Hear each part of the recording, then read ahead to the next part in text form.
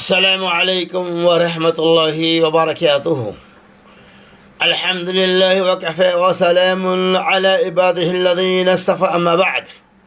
وعن جابر بن عبد الله رضي الله تعالى عنهما أنه سمع رسول الله صلى الله عليه وسلم يقول عام الفتح وهو بمكة: إن الله ورسوله حرم بيع الخمر والميتة والخنزير والأصنام.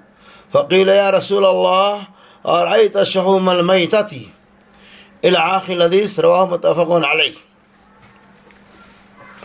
حضرت جابر عبداللہ رضی اللہ تعالی عنہ کہتے ہیں، بے شک انہوں نے رسول اللہ صلی اللہ علیہ وسلم سے فتح مکہ کے دن اس حال میں کہ وہ مکہ میں تھے فرماتے ہوئے سنا، بے شک اللہ اور اس کے رسول نے شراب کی بیع و شرع،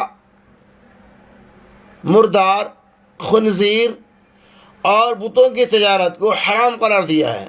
فقیل: یا رسول اللہ کے رسول صلی اللہ علیہ وسلم سے سوال کیا گیا، پوچھا گیا، ارأیت شحوم المیتۃ، اللہ کے رسول صلی اللہ علیہ وسلم مردار کی چربی کا کیا حکم ہے؟ فإنها تطلى بها السفن، اس لیے کہ اس سے کشتیوں کو طرح کیا جاتا ہے اور چمڑوں کو چکنا کیا جاتا ہے۔ اللہ علیہ وسلم مردار کے چربی کا کیا حکم ہے؟ ہم اس کا استعمال کرتے ہیں، کشتیوں میں لگاتے ہیں اور چمڑوں کو چکنا کرتے ہیں اور لوگ اسے جلا کر روشنی حاصل کرتے ہیں۔ آپ نے نہیں، وہ بھی حرام ہے۔ پھر اس کے ساتھ ہی آپ صلی اللہ علیہ وسلم اللہ تبارک و تعالی یہود کو غارت کرے کہ جب اللہ تعالی نے چربیوں کو یہود کے لیے حرام قرار دیا تو انہوں نے اسے پگھلا کر فروخت کیا اور اس کی قیمت کو کھائی۔ اس حدیث پاک کے اندر اللہ کے رسول صلی اللہ علیہ وسلم نے بنیادی طور پر شراب، خنزیر اور بتوں کی تجارت، مردار کی تجارت کو حرام قرار دیا ہے۔ شراب جو کہ جانتے ہی حرام ہے، نشہ آور چیز ہے، اسے خنزیر یہ بالکل حرام ہے، اور بت جس کے ذریعہ شرک کیا جاتا ہے وہ حرام ہے، ہر کوئی جانتا ہے۔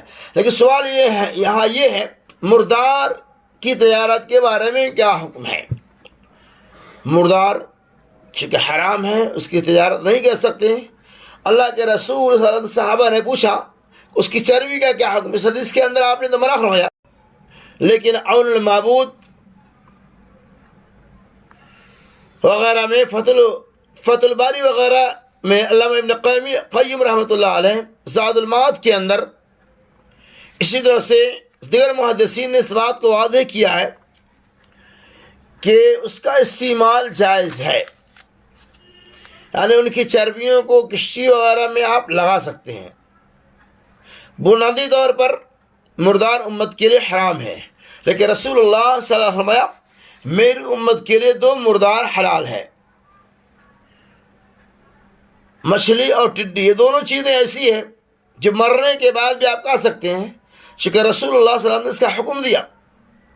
اسی طرح سے آپ صلی اللہ علیہ وسلم نے میری امت کے لیے 2 خون حلال ہے، تلی اور کلیجی، لیکن اللہ کے رسول صلی اللہ علیہ وسلم نے خاص کر دیا 2 مردار اور 2 خون۔ اسی طرح سے اس حدیث پاک کے اندر چربی کے بارے میں ممانعتیں آئی ہیں، لیکن بعض ایسی روایتیں ہیں جسے اس بات کا ثبوت ملتا ہے کہ اس کا استعمال آپ کر سکتے ہیں۔